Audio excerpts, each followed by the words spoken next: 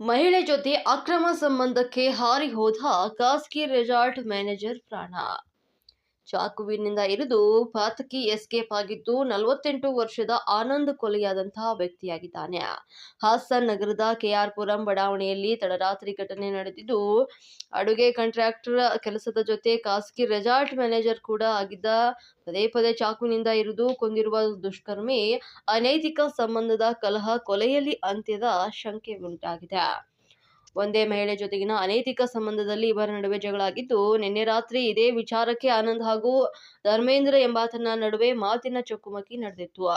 ಬಾರ್ನಲ್ಲಿ ಮಾತನಾಡುವ ವೇಳೆ ಗಲಾಟೆಯಾಗಿದ್ದು, ಗಲಾಟೆ ಬಳಿಕ ಮನೆಗೆ ತೆರಳಿದಂತ ಆನಂದ್ ಮತ್ತೆ ಫೋನ್ ಮಾಡಿ ಕರೆಸಿಕೊಂಡಿದ್ದಂತ ಧರ್ಮೇಂದ್ರ ಫೋನ್ ಮಾಡಿ ಹಿನ್ನೆಲೆಯಲ್ಲಿ ವಾಪಸ್ ಬಂದಿದ್ದ ಆನಂದ್. ಈ ವೇಳೆ ಇಬ್ಬರ ನಡುವೆ ಗಲಾಟೆಯಾಗಿದ್ದು, ಆನಂದ್ಗೆ ಚಾಕುವಿನಿಂದ ಇರಿದುಕೊಂಡಂತಹ ಧರ್ಮೇಂದ್ರ ಮಹಿಳೆ ಜೊತೆ 8 ವರ್ಷದ ಗೆಳೆತನ ಹೊಂದಿದಂತ ಧರ್ಮೇಂದ್ರ ಈ ನಡುವೆ ಇದೇ ಮಹಿಳೆ ಜೊತೆ ಆನಂದ್ ಸಂಪರ್ಕ ಬೆಳೆಸಿದ್ದು, ಈ ವಿಚಾರಕ್ಕೆ ಇಬ್ಬರ ನಡುವೆ ಶುರುವಾಗಿದ್ದಂತ ವೈಮನಸ್ಸು ನಿನ್ನೆ ರಾತ್ರಿ ಕುಡಿದು ಗಲಾಟೆ ಮಾಡಿಕೊಂಡು ಆನಂದ್ ಹತ್ಯೆಗೈದು ಧರ್ಮೇಂದ್ರ ಅವರು ಎಸ್ಕೇಪ್ ಆಗಿದ್ದಾನೆ. ಬಡಾವಣೆ ವ್ಯಾಪ್ತಿಯಲ್ಲಿ ಬಡಾವಣೆ ಠಾಣೆಯಲ್ಲಿ ಒಂದು ಘಟನೆ ಸಂಭವಿಸಿದೆ.